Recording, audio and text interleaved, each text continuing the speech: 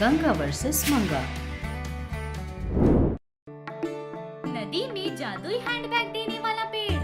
एक गांव में कमला और गौतमी नाम की सास बहू रहती थी। गौतमी का पति वेणु गौतमी से शादी करने के कुछ दिन बाद ही गौतमी का शरीर अग्नि से जलकर सारा मुंह जलकर देखने में बहुत ही बदसूरत लग रही थी। फिर भी वेणु गौतमी को बहुत अच्छे से देखता था, लेकिन कमला को गौतमी को देखना बिल्कुल अच्छा नहीं लगता था। हमेशा उस पर गुस्सा करती रहती थी। भले ही सास कितना भी बोलती, गौतमी सब कुछ सह लेती थी।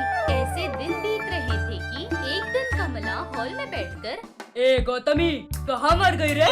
ये घर देख कैसा है, सारा धूल लगा है, पोंछने नहीं हो रहा है। बेवकूफ कहीं की, एक भी काम नहीं होता इससे। घर पर रहना ही बड़ी बात है। ऐसे बोल रही थी कि गौतमी आकर रसोई घर में थी। मैं आपके लिए नाश्ता बना रही थी।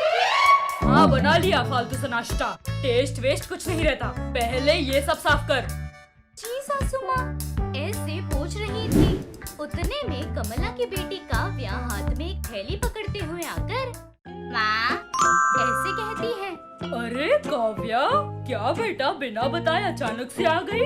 अरे आओ आओ। तुम्हें सरप्राइज देने का सोचा था माँ। अच्छा आओ बैठो। कैसी हो काव्या? कहते ही काव्या चिढ़ते हुए, दिख रहा नहीं, ऐसे कहती है। ऐसे कहते ही गौतमी अपने मन में उदास होकर, अकेली आई हो, भैया नहीं आए? क्यों? मैं अकेली आऊंगी तो घर में नहीं आने दोगी? ऐसा नहीं है। क्या उससे बात कर रही है? तू जाकर मेरी बेटी के लिए कॉफी बना ला। ऐसे जोर से चिल्लाती है। गौतमी वहाँ से चली जाती है। उसके जाते ही काव्या अपनी माँ के बगल में बैठकर, माँ इसे अभी तक घर में क्यों रखा है माँ? निकाल दो ना इसे। भैया को बिल्कुल अकल नहीं, क्या देखकर इसे अभी तक घर पर रखा है? क्या करे, ये लड़की शनि की तरह पीछे पड़ गई है। पता है, मेरी फ्रेंड कीर्ति है ना, उसे भैया बहुत ज्यादा पसंद है। शादी भी करने का सोची थी, लेकिन भैया ऐसे हैं, करोड़पति बनने का अवसर है, फिर भी इसका पल्लू पकड़े हुए हैं। कहते ही कमला आश्चर्य होकर, क्या कीर्ति के पास करोड़ों है? हाँ माँ, बहुत पैसे हैं और वो इकलौती है, सारे पैसे उसके। उसको भैया बहुत साल से पसंद है माँ। भैया को भी बताया, लेकिन भैया ने उसे बगल में रख दिया। इतनी अच्छी नसीब किसको मिलेगी बताओ? अच्छा, अगर ये बात पहले पता होती तो उन दोनों की ही शादी करवाती ना। अभी भी कुछ बिगड़ा नहीं माँ। अगर हम चाहें तो भैया और कीर्ति की शादी करवा सकते हैं। उसके होते कैसे बेटा? रहेगी तो ना माँ, उसे घर से भगा देंगे हम। उसके जाते ही भैया से कहकर कीर्ति से शादी करवा देंगे। और तब हम करोड़पति हो जाएंगे, है ना बेटा? हाँ माँ। तो उसे घर से भगाने के लिए कोई उपाय सोचो बेटा। ऐसे दोनों आपस में बात कर रहे थे। उतने में गौतमी कॉफी कप ले आकर आता देख, वो आ रही है, रुको, ऐसे कहती है। ऐसे काव्या कमला दोनों मिलकर गौतमी को घर से बाहर भगाने के लिए योजना बना रहे थे। ऐसे एक दिन गौतमी खाना बनाकर डाइनिंग टेबल पर रख रही थी। तभी माँ बेटी दोनों आकर बैठते हैं। गौतमी उन दोनों को खाना परोस रही थी। कमला उस खाने को देखकर, शीशी, क्या है ये? खाना बनाना कब सीखेगी? हाँ, अरे तेरे इस घर में होने पर हमें थोड़ा सा भी फायदा हो रहा है क्या? क्यों रे हमारे सर पर बैठी है, कहीं चली क्यों नहीं जाती? बेचारी क्यों ऐसे चिल्ला रही हो? जाने बोला तो कहाँ जाएगी? नदी में जाकर कूदने दे, तब मेरे बेटे की दूसरी शादी करवाकर खुशी से रहूंगी। पनौती कहीं की, जब से इस घर में आई है तब से यहाँ की खुशियाँ छीन ली इसने, पनौती लड़की। ऐसे चिल्ला रही थी कि गौतमी रोते हुए, आपको क्यों तकलीफ है जी? मैं चली जाऊंगी। आप अपने बेटे की करोड़ों रुपए वाली लड़की से शादी करवा कर उसी के साथ खुश रहिए। ऐसे रोते हुए वहाँ से चली जाती है। गौतमी के मुंह से वो बात सुनकर दोनों माँ बेटी शॉक हो जाते हैं। गौतमी वहाँ से रोते हुए बाहर आ जाती है। ऐसे रोते रोते कहाँ जा रही है ये बिना जाने जा ही रही थी। ऐसे चलते चलते एक नदी किनारे आकर रुकती है। वो नदी के किनारे बैठकर, मेरी वजह से किसी का भी फायदा नहीं हो रहा तो मेरा जी के क्या मतलब? सच में अगर मैं नहीं रहूंगी तो वो दूसरी शादी करके खुशी से अपनी जिंदगी बिताएंगे। ऐसे बोलकर रो रही थी। तभी उसको कहीं से तो एक आवाज सुनाई देती है, देखो गौतमी, तकलीफ आए तो हार नहीं माननी चाहिए। परेशानी का डट कर सामना करना होगा, तभी विजय प्राप्त होगा। ऐसे सुनाई देते ही गौतमी आसपास देखती है, कहीं कोई नहीं था। कौन है? कौन है वो? ऐसे कहते ही उस नदी में से एक पेड़ बाहर आकर पेड़ बात कर रही है। हाँ, मेरे पास शक्तियाँ हैं। शक्तियों से मनुष्य की तरह बात कर सकती हूँ। देखो, तुम्हारी तकलीफें पता है, उन्हें सोचकर उदास मत हो। तुम्हारी तकलीफें जाने के लिए मैं मदद करूँगी। ऐसे कहती है। ऐसे कहते ही उस पेड़ में से अजीब सी रोशनी आकर गौतमी को लगती है। ऐसे लगते ही गौतमी के सारे जले हुए दाग निकलकर बहुत खूबसूरत बन जाती है।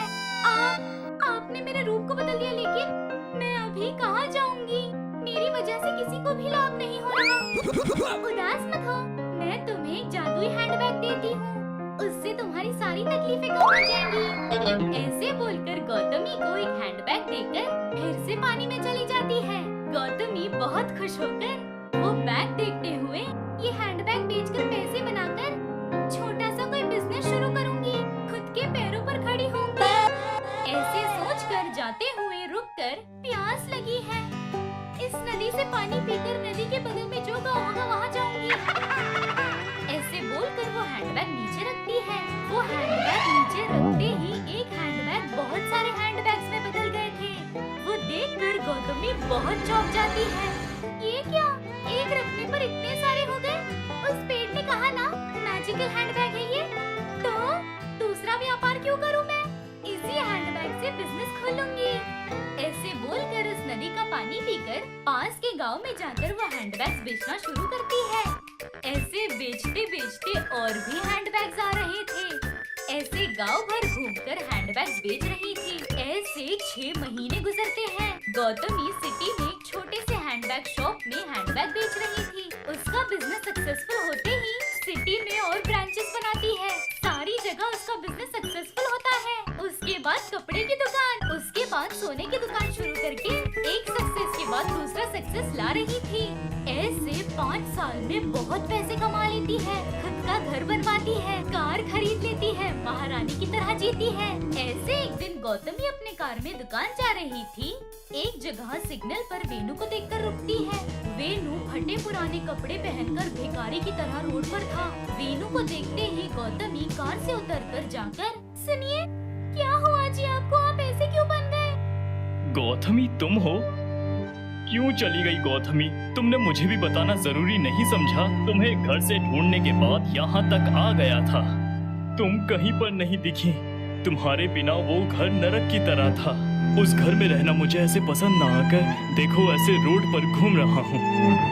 ऐसे बोलते ही गंगा के सपने में परियों का नजर आना, उस परी के आंसू से सोने को लेना, वो सपना है ये सोचकर उदास होना, उसके बाद सब्जियों के लिए जाना, अचानक से जंगल पहुंच जाना, जंगल में एक बाबा को अपने सपने के बारे में बताकर सच में ऐसा है ये जानना, बाबा के मना करने के बावजूद भी नहीं बोलकर उस फूल के बागीचे में जाकर तितली के रूप में एक परी को बोतल में बंद करके घर ले आना, ये सब हमने पिछले वीडियो में देखा था। उसके बाद मंगा उस जादुई परी की आंसुओं की मदद से अपने कमरे को खूबसूरत बना लेती है। अपने कमरे को देखकर बहुत खुश हो रही थी। अब कितना प्यारा है मेरा कमरा, मुझे छोड़ दो। तुम्हारे आंसू में कितनी ताकत है देखा ना, ऐसे में तुम्हें कैसे छोड़ दूं बताओ?